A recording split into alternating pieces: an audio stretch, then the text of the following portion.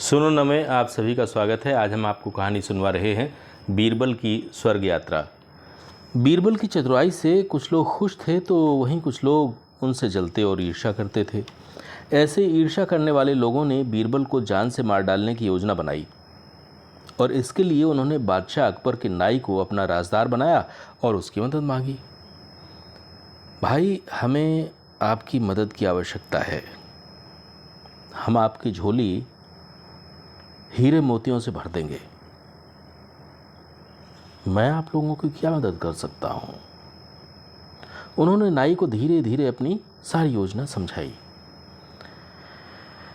अब आप लोग चिंता न करें, मैं कल ही बादशाह सलामत को बता दूंगा, हज्जाम ने आश्वासन दिया।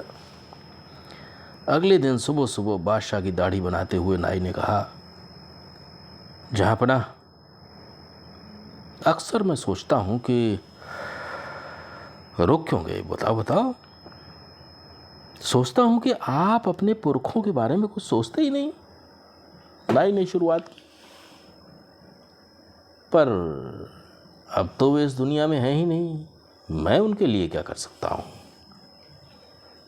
मगर हुजूर आला, किसी को स्वर्ग भेजकर राजी खुशी का पता तो किया जा सकता है ना। सचमुच ये विचार ठीक है, मगर ये सब कैसे किया जाए? नाई ने बात बढ़ाते हुए कहा, बहुत मुश्किल काम नहीं है हुजूर। नगर से बाहर खुले स्थान में बड़ी सी चिता बना के किसी होशियार व्यक्ति को बैठा के लपटों के हवाले कर दिया जाए, बस उन लपटों के साथ ही वो व्यक्ति सीधा स्वर्ग में पहुंच जाएगा। मगर इस तरह जलने के लिए कौन तैयार होगा? बादशाह ने सवाल किया। अरे किसी को भी भेज दिए हुजूर, ये तो आप ही मुझसे बेहतर जानते हैं। परंतु तुम्हारी राय में होशियार और बुद्धिमान कौन है? हुजूर, इसके योग्य तो बीरबल ही हो सकते हैं, नाई ने सुझाव दिया।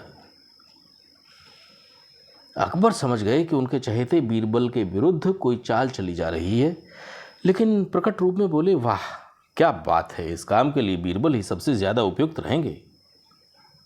उसी शाम बादशाह ने अपनी योजना की घोषणा कर दी। फिर बीरबल की ओर मुखातिब हुए और बोले, बीरबल, अब आप स्वर्ग जाके मालूम करें कि हमारे पुरखों को क्या कुछ चाहिए। ये तो बहुत अच्छा विचार है जहांपना, खूब सूझा आपको। अकबर ने स्पष्ट किया, मुझे नहीं सूझा, ये तो हमारे शाही नाई ने सुझाया है। बीरबल इस इशारे को समझ गए और मनी मन उस नाई को उसकी इस हरकत का मज़ा चखाने की सोच के बोले, जहांपना, इस इज्जत अफजाई के लिए शुक्रिया, मैं स्वर्ग जाने को तैयार हूँ। हो सकता है कि मुझे वहाँ कुछ दिन ठहरना पड़े, इसलिए जाने से पहले परिवार के लिए कुछ प्रबंध तो करना पड़ेगा। इसके लिए कुछ दिनों की छुट्टी और पैसे देने की कृपा करें। अकबर ने हुक्म दिया, ठीक है, तैयारी की जाए। बीरबल छुट्टी पे चले गए। उन्होंने चिता बनने की जगह का निरीक्षण किया और चिता स्थल से अपने घर तक भीतर ही भीतर एक सुरंग बनवा ली। सुरंग को इस तरह से तैयार किया गया था कि किसी को पता न चले कि यह सुरंग है।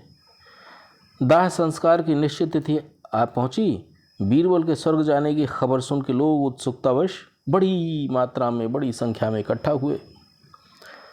निश्चित स्थान की ओर इशारा करके बीरबल ने कारिंदों से कहा, मैं लेट रहा हूँ, तुम मेरे चारों तरफ चिता तैयार करो। और वे सुरंग पे लेट गए। चिता में आग लगी और वो धू धू करके जलने लगी।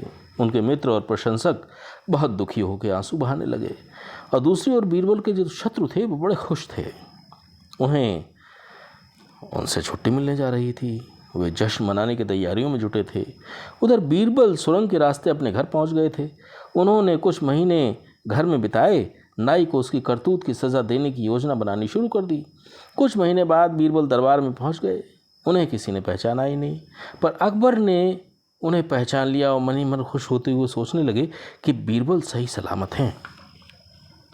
काफ़ी देर तक बादशाह सलामत का आदाब बजाते हुए बीरबल ने फरमाया, जहांपना, आपकी खिदमत में सीधा स्वर्ग से आ रहा हूँ और आपके पुरखों को की राजी खुशी की खबर लेके आ रहा हूँ। बादशाह ने खुश होकर कहा, तुम कैसे हो बीरबल? स्वर्ग में सब कैसे हैं? मेरे अब्बा हुजूर से मिले?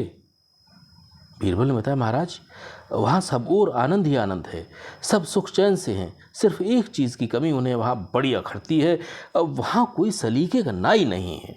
देखिए हुजूर, इसलिए मेरी दाढ़ी मूछें कितनी बेतरतीब पड़ गई हैं। आपके बुजुर्गों का हुक्म है कि एक अच्छा सा नाई वहाँ भेजा जाए। अब सीधे स्वर्ग जाने का रास्ता तो देखो ये मालूम हो ही गया है, अब किसी को वहाँ भेजना बहुत ज़्यादा मुश्किल काम नहीं रहा। फिर अकबर ने सवाल किया, तुम ही बताओ वहाँ किस नाई को भेजा जाए? बीरबल ने उत्तर दिया, भला और कौन, आपका शाही नाई, आपके अब्बा हुजूर उसी को याद फरमा रहे थे। ठीक है बीरबल, हम उसी नाई को स्वर्ग भेज देते हैं। और फिर बादशाह ने हुक्म जारी कर दिया। शाही आदेश मिलने के बाद नाई घबरा के उन षड्यंत्रकारी दरबारियों की शरण में दौड़ पड़ा और उनसे जान बचाने की गुहार करने लगा। दरबारियों ने साफ साफ कहा, अब हम कुछ नहीं कर सकते। नाई अपने किए पे पछता रहा था। उसे अपने सामने मौत खड़ी दिखाई दे रही थी, वो रो रहा था। उसकी पत्नी ने कहा, जैसे बीरबल लौट आया था तुम भी लौट आना। अरे उसे तो देवी माँ ने बचाया था, मुझे आग में जलने से कौन बचाएगा, मैं जल जाऊंगा प्रिय। अब तुम्हें अपनी ही लगाई आग में जलना पड़ेगा, तुम्हारे बिना मैं कैसे जी पाऊंगी। वो रो पड़ी। नाई भी रो रहा था। उसे अपने किए पे पछतावा हो रहा था कि मैंने बीरबल जैसे नेक इंसान के साथ उन दुष्टों को बहकावे में आके ऐसा क्यों किया, पर अब हो ही क्या सकता था। निश्चित समय आने पर नाई को खुले स्थान पर चिता के सामने लाया गया, जहां बादशाह अकबर और सैकड़ों लोग इकट्ठा थे। चिता को सामने देख नाई थर थर काँपने लगा। वो बीरबल के पैरों में गिर के अपने अपराध की क्षमा याचना कर गिड़गिड़ाने लगा। उसकी पत्नी तथा बच्चों को देख बीरबल को दया आ गई। भरी सभा में सबके सामने अपराध मान लेने पर बीरबल ने उसे क्षमा कर दिया और अकबर ने उसे उसके कर्मों के लिए देश निकाला दे दिया। अकबर बादशाह और सभी दरबारी और प्रजा बीरबल की दया की प्रशंसा करने लगे। तो ये थी कहानी बीरबल की स्वर्ग यात्रा। सुनो ना के अगले अंक में हम आपसे फिर मिलेंगे एक नई कहानी के साथ। तब तक के लिए हमें आज्ञा दीजिए। नमस्कार।